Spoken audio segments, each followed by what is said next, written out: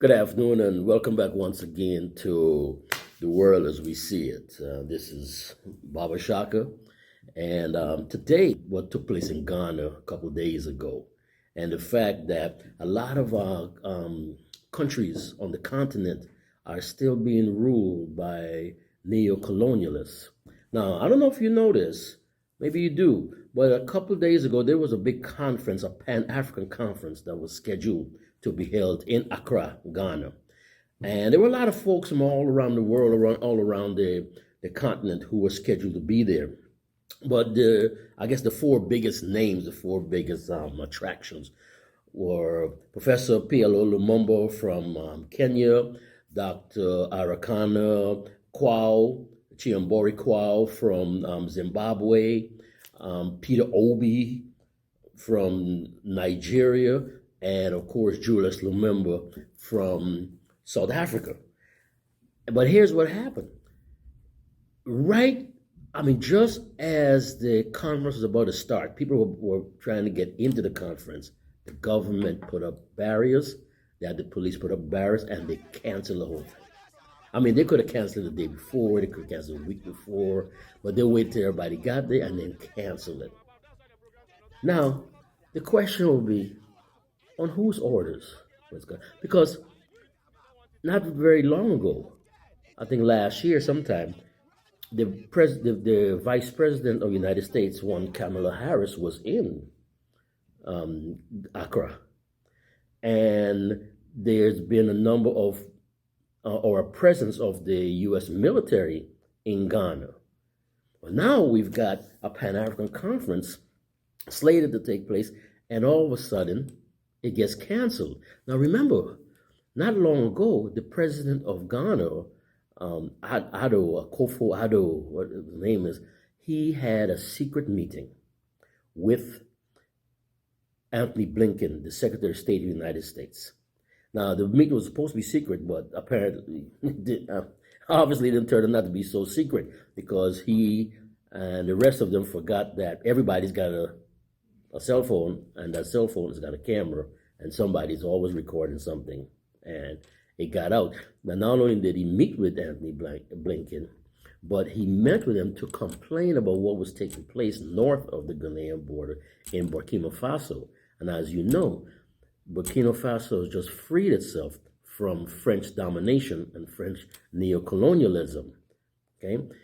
And here is the president of Ghana, instead of reaching out a hand of friendship, a hand of brotherhood to the leaders of Burkina Faso, he runs to the Americans, he runs to the Massa, and says, Massa, something's going on up north, I don't like it, can you come and take care of that, right? So he tried to sell the people of Burkina Faso out. And now all of a sudden, we get this last-minute cancellation of this Pan-African Conference, especially when we're talking about people like Dr. Arikana Chihombori Kwao. She was the former representative of the OAU to the United States.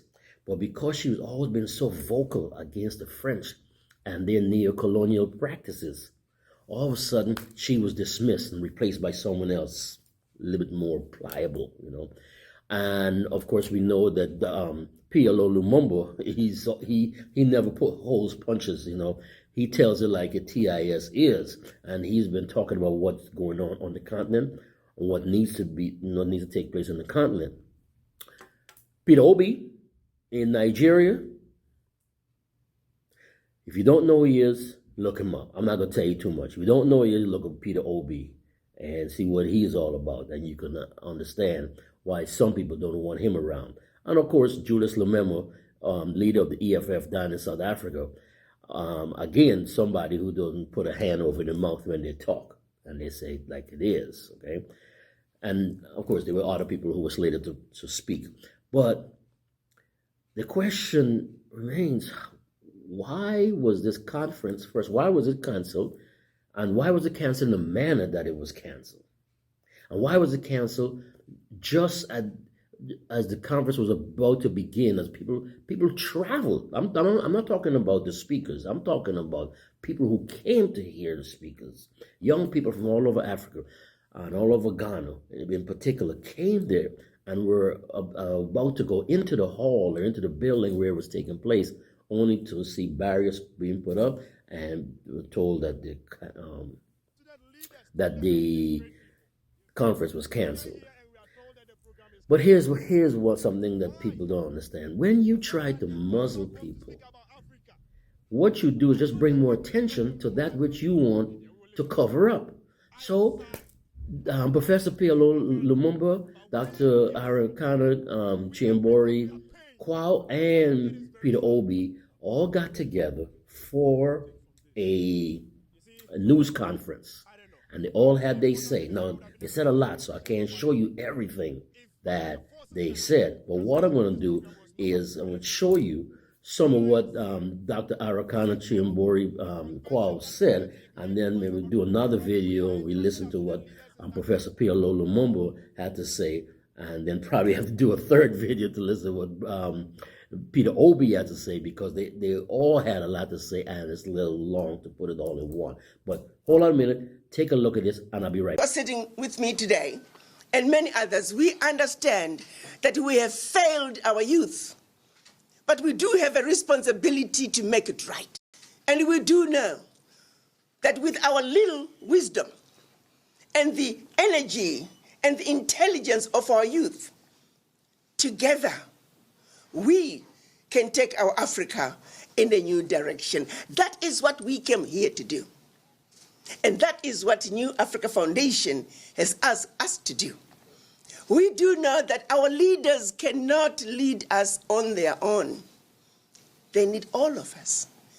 So the message that we were going to deliver to our youth today was the message of hope, the message of resilience, and the message that says the Africa we want can only be built by us for us.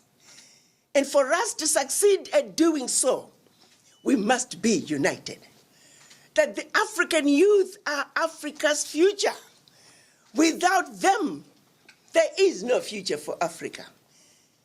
And as elders, we have a responsibility to share with them the truth and nothing but the truth. That is the message that we came here to deliver. That is what New Africa Foundation had requested us to do. We may not be at the convention center, but we intend to continue to preach the gospel of truth until we reach the promised land. I have no doubt in my mind that we will get there. Because Africa, the Africans, the people I like to describe as the beautiful, intelligent, sophisticated, highly adaptable, and totally indestructible human beings, the mothers and fathers of humanity, we will get to the promised land. Woo! And that's why we're here. So you heard what the lady had to say. You heard her response. Maybe one of the neighboring countries, we're hoping, would pick up on this conference and say, hey, I know it's canceled in Accra. I know that the president of Accra and his ECOWAS colleagues are still under the thumb of the West. So maybe one of these other countries, maybe Burkina Faso, maybe Niger, maybe Mali, one of these countries that have freed themselves or at least given a good effort and a good showing, maybe they'll pick up on the conference and we see what's going on. But if I get any news about it, I will share it with you right away. This is the world as we see it. Kwaheri. Assalamu alaikum.